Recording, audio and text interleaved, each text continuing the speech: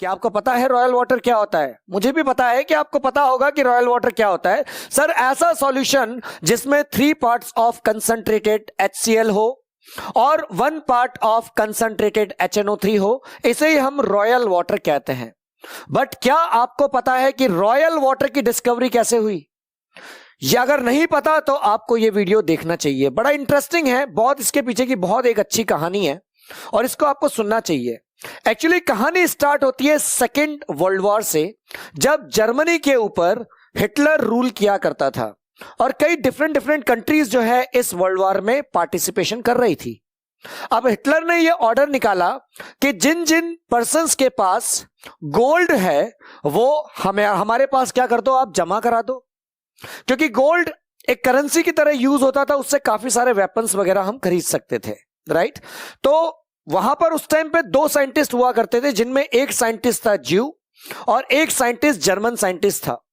तो ज्यू ने तो क्या करा, अपना गोल्ड या अपने मेडल्स वगैरह, जब भी राजा खुश होता था तो क्या करता था, मेडल्स वगैरह देता था। तो जितने भी मेडल्स थे ज्यूज के, वो सभी किसने सबमिट कर दिए, राजा को उन्होंने सबमिट कर दिए, यानी हिटलर को सबमिट कर दिए। बट दूसरा वाला जो साइंटिस्ट था, जर्मन साइंटिस्ट, उन्होंने कहा कि भाई मैं ऐसा नहीं करूंगा, और उन्होंने चोरी छुपे अपना जो गोल्ड के मेडल्स थे वो कहां फॉरवर्ड कर दिए, नील बोहर्स के पास उन्होंने सबमिट कर दिए, जो कोपेंगन जो सिटी थी वहां पर उसकी एक लैब हुआ करती थी।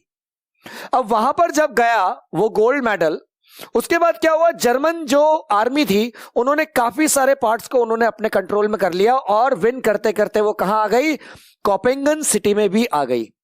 अब जो साइंटिस्ट थे उनको एक डर लगा कि भाई ये जो मेडल्स हैं ये इस नाम के मेडल्स हैं, इसके ऊपर साइंटिस्ट का नाम लिखा हुआ है, और अगर वो मेडल्स अगर पकड़े गए तो हमें तो ये आर्मी क्या करेगी, मौत की घाट उतार देगी, हमें तो मार देगी।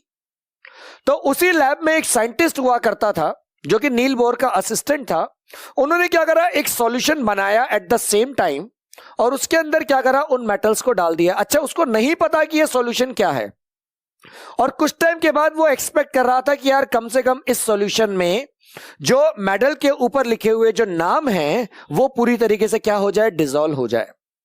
रिएक्शन बहुत धीरे धीरे स्टार्ट हुई, और समय के साथ साथ क्या हुआ, यानी जर्मन आर्मी के आने से पहले ये जो मेटल थे, ये पूरे जो मेडल है वो पूरे के पूरे उस सॉल्यूशन में क्या हो चुके थे, डिसॉल्व हो चुके थे, और उस सॉल्यूशन का जो कलर था वो ऑरेंज और रेड कलर का हो चुका था, या बहुत से लोग कहते हैं ऑरेंज और येलो कलर का हो चुका था। यानी कि ये जो सॉल्यूशन बना जिसके अंदर गोल्ड क्या हो गया, डिसॉल्व हो गया, इसी सॉल्यूशन को आज हम क्या कहते हैं, एक्वा रीजिया कहते हैं।